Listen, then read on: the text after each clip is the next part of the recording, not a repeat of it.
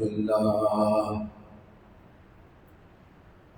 لله نحمده ونستعينه ونستغفره ونؤمن به ونتوكل عليه ونعوذ بالله من شرور أنفسنا ومن سيئات أعمالنا من يهده الله فلا مضل له ومن يضلل فلا هادي له ونشهد أن لا إله إلا الله وحده لا شريك له ونشهد أن سيدنا ومولانا محمدا عبده ورسوله أما بعد فأعوذ بالله من الشيطان الرجيم بسم الله الرحمن الرحيم ولا تقولوا لمن يقتل في سبيل الله أموات بل أحياء ولكن لا تشعرون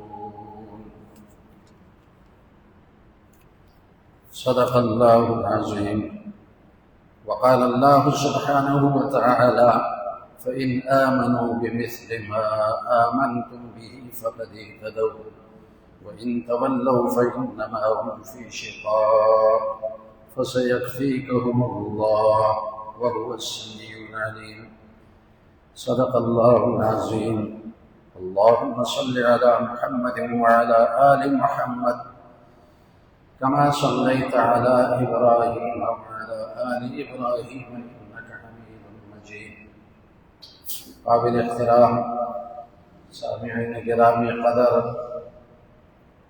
یکم محرم الحرام کو جمعے کے دن حضرت سیدنا عمر فاروق رضی اللہ تعالیٰ عنہ کے حالات آپ کے سامنے رکھے اور 8 محرم الحرام کو جمعے کے دن سیدنا حضرت حسین رضی اللہ تعالیٰ عنہ کے حالات بیان کیے۔ ویسے تو ان میں سے ہر صحابی اگر اس کے تفصیلی حالات بیان کیے جائیں تو ایک جمعہ نہیں کئی جمعے اس پر لگ جاتے ہیں۔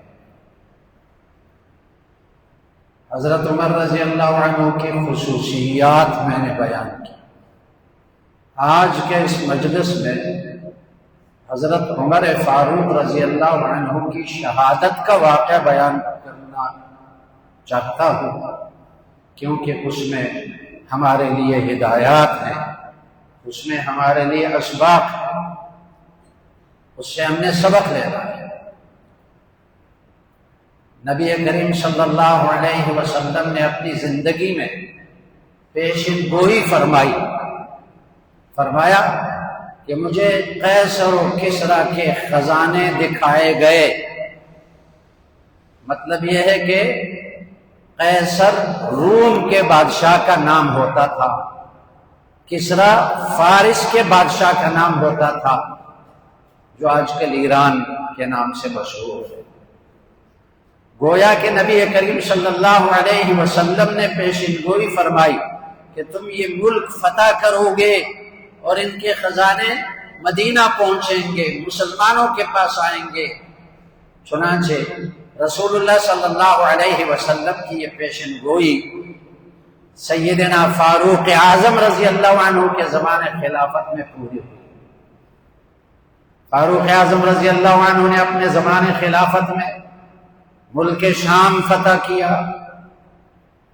فارس فتح کیا، روم فتح کیا، عراق فتح کیا، اور ان کے خزانے مدینہ میں پہنچے۔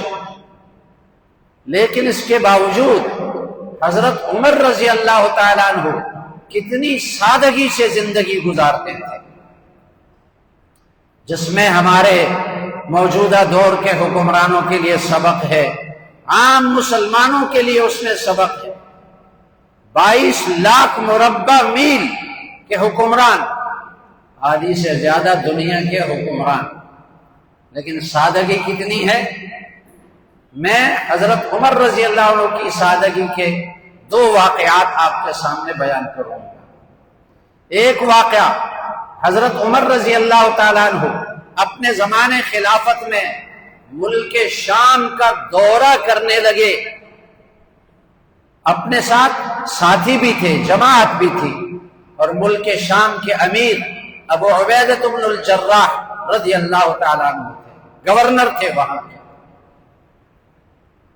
وہ استقبال کے لیے نکلے تو دیکھا کہ حضرت عمر رضی اللہ تعالیٰ عنہ ایک عام سے سواری پر سوار ہیں، عام سواری ہے، اور کرتے میں پیون لگے ہوئے ہیں، کرتا پھٹا ہوا ہے، اس میں کپڑے کے پیون لگے ہوئے ہیں۔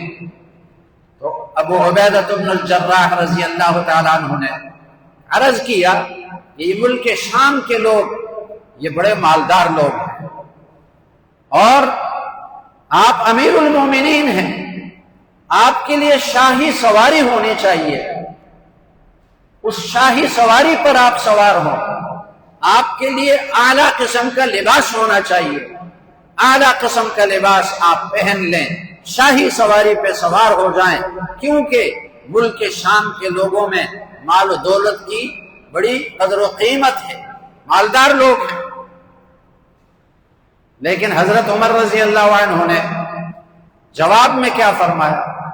اے ابو عبیدہ بن الجراح، اگر تیرے علاوہ کوئی آدمی یہ بات کرتا تو میں اس کو سزا دیتا، یہ بات تو نے کیسے کی؟ پھر حضرت عمر نے فرمایا نحن كنا اذل قوم فاعزنا الله بالاسلام فمن ابتغى العزة في غيره اذله الله۔ کیا مطلب؟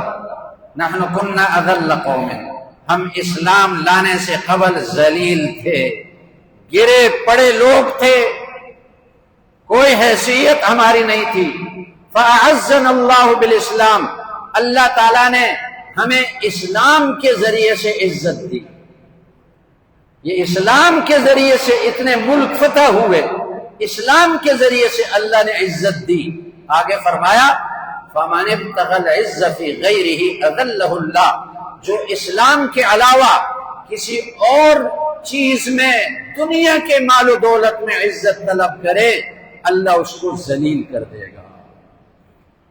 حضرت عمر رضی اللہ عنہ کا یہ ارشاد قیامت تک کے حکمرانوں کے لیے، اسلامی ملکوں کے حکمرانوں کے لیے سبق ہے۔ عزت اور ذلت تو اللہ کے اختیار میں ہے، وَلِلَّهِ الْعِزَّةُ وَلِرَسُولِهِ وَلِلْمُؤْمِنِينَ، عزت اللہ ہی کی ملکیت میں ہے، وَلِرَسُولِهِ، اللہ اپنے رسول کو عزت دیتا ہے، وَلِلْمُؤْمِنِينَ، اللہ ایمان والوں کو عزت دیتا ہے۔ عزت اونچے اعلیٰ قسم کے لباس میں نہیں ہے، عزت شاہی سواری میں نہیں ہے، عزت اعلیٰ درجے کی گاڑیوں میں نہیں ہے، عزت محلات میں اور بنگلوں میں نہیں ہے، عزت تو اللہ دین میں رکھی ہے۔